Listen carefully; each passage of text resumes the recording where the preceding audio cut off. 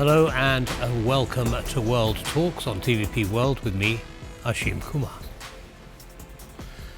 European Union foreign ministers have unanimously agreed to renew the bloc's wide-ranging sanctions on Russia imposed over the war in Ukraine after Hungary lifted its veto on the resolution. Budapest agreed to lift its opposition after receiving assurances that the European Commission would continue to negotiate with Kyiv on the resumption of gas transit through Ukraine. Kaja Kallas, the EU's foreign policy chief, said that Slovakia too would be included in these negotiations. In parallel, Azerbaijan has halted gas deliveries to Serbia, citing technical difficulties. Added to this, the US imposed sanctions on NIS, Serbia's largest oil company, due to its majority ownership by Russian firms, Gazprom and Gazprom Neft. How are Slovakia and Serbia going to weather this energy drought? Well, to explore the issues, we are joined by Ján Michalčák, political scientist, and an international security expert.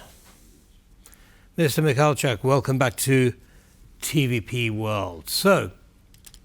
Good morning. Good morning. So let's start with Slovakia. Now, Robert Fico, the Prime Minister, has been in discussions with the European Commission on the resumption of gas supplies or the access to gas. Unfortunately, his second meeting, the plane was turned around in Brussels because of air traffic control issues. What is the trajectory of these talks? What is the content? What can you tell us about those? So thanks for the question. Really shortly, because this would take up a whole episode of our talks. But basically, Robert Fico has been kicking up a fuss about the halt of the gas transit through Ukraine. Is not about, like he says, a potential gas disruption to Slovakia or a gas shortage. Because as his own Minister of the Industry has confirmed, Slovakia is doing more than well enough in terms of gas supplies. It has secured deals with the German RWE, with Shell, with the British BP. So its entire gas demand for 2025 will be secured.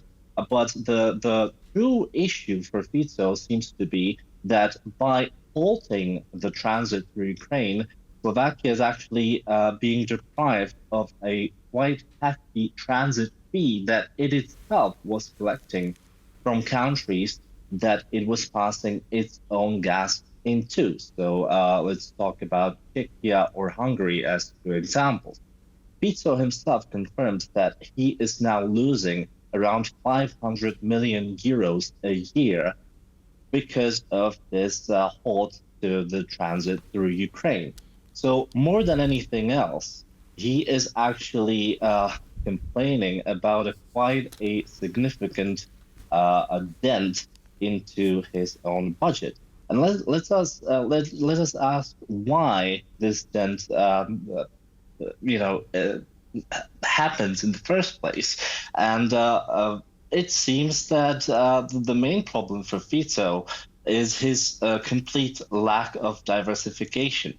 Because let's remind our viewers, the war against Ukraine is not anything new. The war has been going on for 11 years. It's not about the full-scale invasion that's been going on for at least almost 3 years now. The attack on Ukraine and thus the danger to the transit of gas is a matter of the last 11 years. Okay.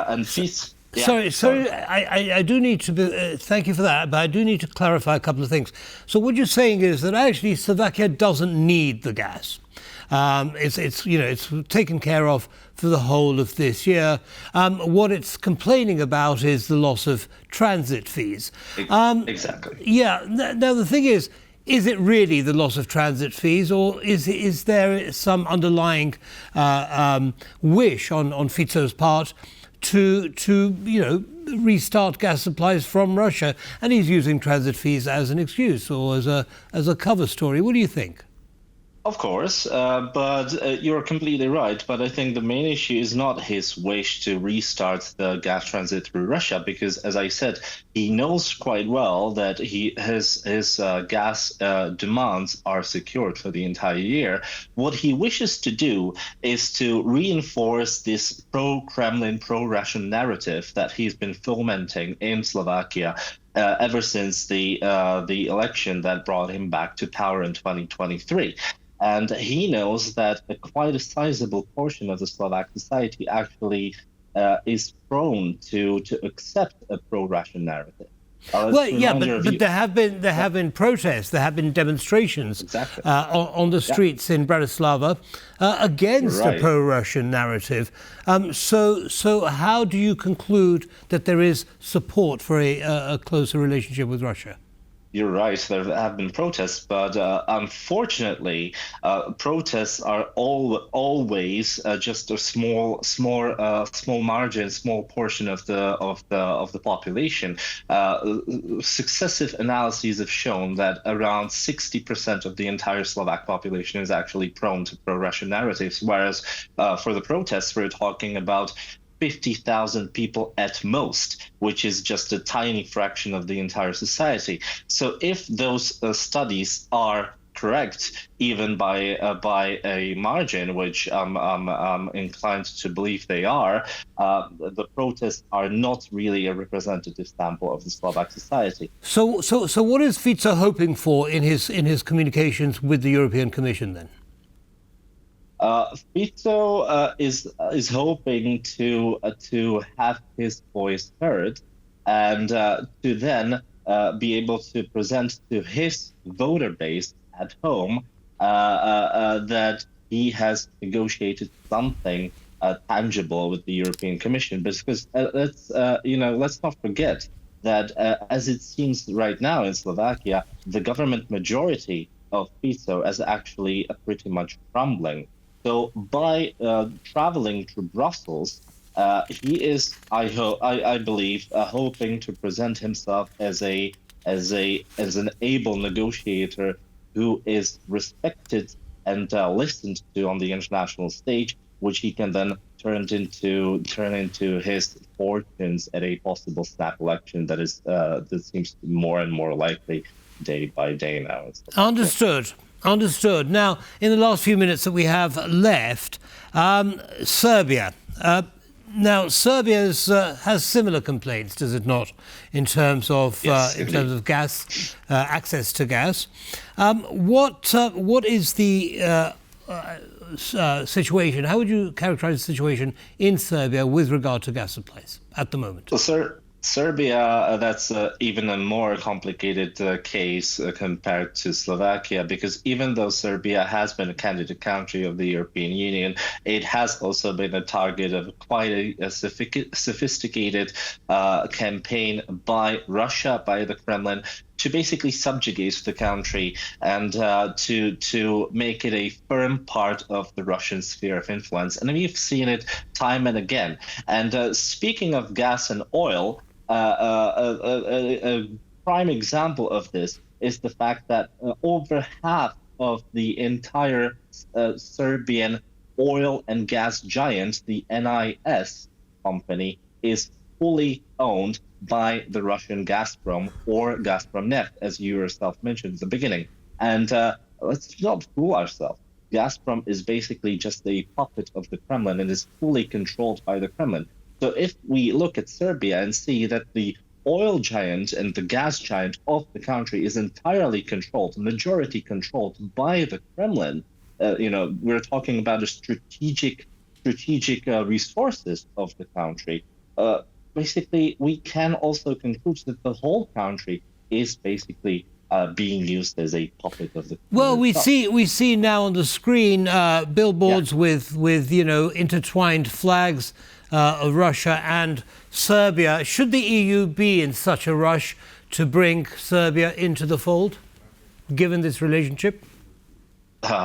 Frankly, no, and I don't see any rush on the part of the EU to bring Serbia into the fold because, me as a security analyst, I've heard time and again complaints by EU officials about how infiltrated Serbian authorities have been by Russian influence, by Russian operatives on multiple levels. And gas and strategic resources is just one example of many. So, of course, on the public level, you're going to hear wishes by EU officials to bring Serbia into the fold at some point in the future. And sure, that might happen and could be good if it did happen. But in reality, no one's really in a rush because we have seen the massive Russian influence. And frankly, Serbia has not been doing much to counter it, really. Right. So just to be clear, where is Serbia currently getting its gas from? That's funny because vast majority of Serbian gas demand, around 2 billion cubic meters a year, has been flowing in from Russia, whereas the entire demand of Serbia gas is around 2.5 billion cubic meters. So a vast majority of the entire demand has been going in from Russia. Right. And so it's entirely dependent on it. And of course, now it's trying to play the game of diversification, but where it's quote unquote diversifying from. Yourself said Azerbaijan is one of the potential sources, but again, Azerbaijan is also one of the puppets of the Kremlin. It's also getting most of its own gas from Russia. It's claimed that so it seems as though yes, I'm sorry, we're going to have to end it there, unfortunately, Mr. Michalčák, but it does seem as though the ties between Serbia and Russia are as close as ever. Thank you very much for your analysis. Have a good day. You too. Thank you. Bye-bye now. And that's all from us in this episode of World Talks. Goodbye.